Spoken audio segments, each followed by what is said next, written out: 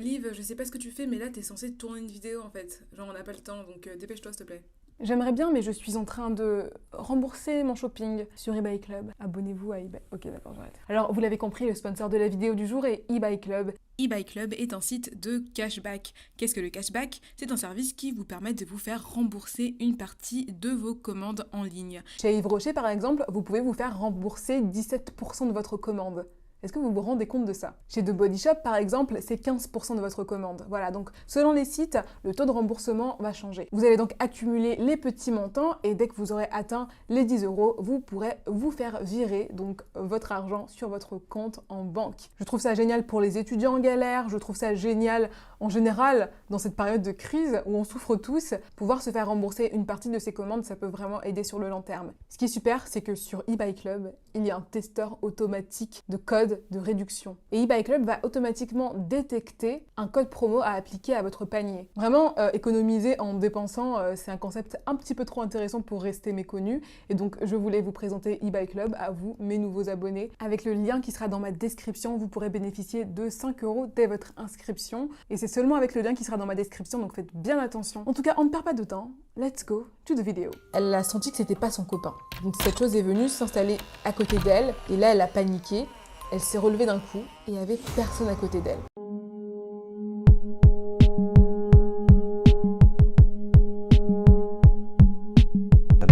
The usual dissection of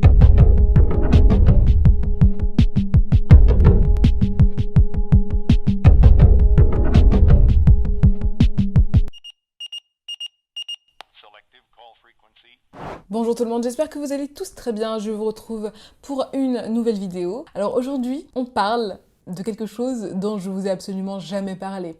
C'est une histoire que j'ai évoquée en soirée avec des amis il y a quelques jours. Mais c'est vrai que ça fait très longtemps que je n'ai pas fait de story time.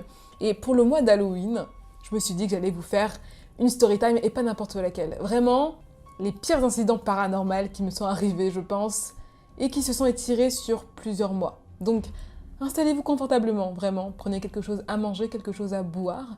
Et on ne perd pas de temps. Let's go to the video. Alors, cette histoire remonte à l'époque du collège. À ce moment-là, je ne vivais absolument pas en région parisienne. Je vivais dans une petite ville en Eure-et-Loire, si vous voulez. Et j'habitais à l'époque où l'histoire commence dans un petit ensemble d'immeubles, un peu en périphérie de la ville. Et c'était vraiment hyper loin de mon collège. Enfin, hyper loin. En gros, j'y étais en 20-25 minutes à pied. Et j'étais hyper jalouse de tous mes amis qui vivaient dans un quartier qui était vraiment autour du collège en fait. Donc tous mes amis vivaient à côté du collège, se voyaient après les cours. Et moi, je vivais trop loin pour tous les retrouver après les cours. On venait me chercher en voiture. Et vraiment, c'était la déception de ma vie. C'était vraiment triste pour moi. Moi, je voulais vivre ma putain de belle histoire avec mes amis, mais je ne pouvais pas. Donc j'ai été hyper heureuse d'apprendre que ma mère avait trouvé un appartement dans ce quartier. Je me disais, oh, enfin je pourrais aller à l'école à pied avec mes amis, on pourra se retrouver après les cours pour juste s'amuser, quoi, comme des gamins que nous sommes. J'étais vraiment trop heureuse, c'était la meilleure nouvelle. En plus, il faut savoir que cet appartement était très très grand. C'était un appartement assez immense, hein. C'est-à-dire que c'était en fait deux F2 qui avaient été collés pour ne faire qu'un grand appartement. Donc d'un côté, il y avait 2 chambres, avec un grand salon, avec une cuisine et enfin des toilettes. Ensuite, il y avait un long couloir qui menait à du coup l'autre appartement. Donc un grand salon, une salle de bain et 2 chambres et des toilettes. Voilà. Donc c'était vraiment très grand, c'était super pour nous. Il faut savoir qu'à l'école, il y avait des petites rumeurs qui disaient que notre quartier avait été construit sur un cimetière. Voilà, c'est des rumeurs qui tournaient, on en rigolait un petit peu. Selon moi, c'est pas totalement improbable étant donné que, bon, il y a eu beaucoup de mesures d'assainissement de plusieurs villes, dont Paris, hein. Voilà pourquoi les catacombes ont été construites. C'est très possible. Mais pour nous, c'était une rumeur, en fait, à ce moment-là. J'ai essayé de faire des recherches aussi pour vraiment trouver la vérité vraie, mais je n'ai pas trouvé de réponse à mes questions. Voilà, j'aurais peut-être dû me renseigner auprès de la mairie de la ville pour en être sûre et certaine. En tout cas, à ce jour, ça reste toujours un mythe. Donc l'appartement était assez grand, c'était super, vraiment je m'y sentais plutôt bien, pas de mauvaises ondes, pas de mauvaises vibes. Et puis ce qui était super bien, c'est que je pouvais du coup être en contact avec mes copines tout le temps. On vivait notre meilleure vie, l'une venait chez l'autre, et puis on mangeait ensemble, enfin vraiment c'était une très belle époque. Et un jour, une de mes meilleures amies de l'époque est venue chez moi. Et en venant chez moi, elle m'a dit « Ah, ça me fait bizarre de venir dans ton immeuble. » Je lui ai dit « Mais pourquoi ?» Elle m'a dit « Parce que j'avais une amie qui vivait ici à l'époque. Et en fait, elle est décédée en rentrant de vacances dans un accident de voiture. » Choc un petit peu pour la petite fille que j'étais. Et je lui dis « Ah ouais, ok, c'est hyper triste. » Et c'était même sa meilleure amie à l'époque, en fait. Hein. Et donc, voilà, on a parlé un petit peu de tout ça, mais je n'en ai pas fait cas. Voilà.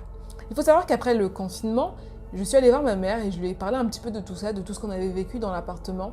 Et ma mère m'a dit, un habitant de l'immeuble, vous le connaissez, voilà, c'était un vieil homme noir qui... on le voyait pas souvent, il était un petit peu malade. Il avait apparemment dit à ma mère, écoute, cet immeuble, il est un peu infesté, quoi. Il y a un peu des énergies négatives ici, il y a des gens qui sont morts vraiment un peu à tous les étages et tout, je sais pas quoi en penser. Bon, je dis pas que c'est l'immeuble, mais voilà, c'est un petit peu étrange. Ma mère nous a dit ça et moi je me suis dit, ah ouais, ok. C'est quand même une information assez importante. Les choses ont commencé de manière assez douce, c'est-à-dire que moi, j'ai commencé à ressentir des choses dans cet appartement un été où j'étais au salon et où j'entendais des bruits de clavier qui venaient du couloir. Ça, c'était assez flippant. En fait, il faut savoir qu'on avait un ordinateur dans notre couloir, c'était vraiment un grand couloir. On avait vraiment une unité centrale, donc tout un poste de travail dans notre couloir. Et voilà, le soir, je regardais des films et tout, et j'entendais des gens qui tapaient, en tout cas une personne qui tapait sur le clavier. À chaque fois, je me levais pour aller voir, il n'y avait personne. Je repartais m'asseoir, j'entendais les bruits de clavier. C'était vraiment stressant en fait, vraiment stressant, ça n'arrivait pas tous les soirs. Mais quand ça arrivait, vraiment, j'étais extrêmement mal à l'aise. J'en ai jamais parlé parce que je me disais, je ne sais pas ce que je me disais, ah, c'est peut-être ta mémoire auditive qui fait que tu te rappelles de ce bruit, même si en soi, j'entendais vraiment le bruit. C'était comme si... Je m'attendais en fait, en débarquant dans le couloir, à voir quelqu'un en train de taper sur le clavier. Mais il n'y avait jamais personne, bien sûr. Premier incident un petit peu étrange. Ensuite, ça a continué avec des voix. C'est-à-dire que ma sœur, quand elle n'était pas dans sa chambre, et les murs étaient assez fins, hein, quand elle n'était pas dans sa chambre, quand elle dormait chez une copine par exemple, j'entendais des gens discuter dans sa chambre. Au début, je voulais rationaliser la chose, voilà. Donc ce qui se passait, c'est qu'à chaque fois, j'ouvrais mes volets, on habitait au rez-de-chaussée, juste pour voir s'il n'y avait pas des personnes qui discutaient devant ma fenêtre. D'abord, il n'y avait personne à chaque fois, mais en plus, les voix venaient distinctement de la chambre de ma sœur. Je le ressentais. Donc c'était un peu étrange. Ma sœur, elle aussi a commencé elle-même à capter des voix dans sa chambre et à faire des sortes de cauchemars. Elle faisait des cauchemars un peu lucides, on va dire, où vraiment elle avait l'impression que c'était un mélange entre le rêve et la réalité. Parfois, elle se réveillait, elle sentait quelqu'un qui l'étranglait, vraiment, des choses aussi violentes que ça. Et elle le sentait vraiment, elle le sentait énormément. Et elle ne savait pas quoi en penser, elle se disait ouais c'est sûrement un rêve, mais en même temps ça paraissait extrêmement réel. Donc ma sœur qui est assez sensible a commencé à faire ses rêves assez souvent, hein.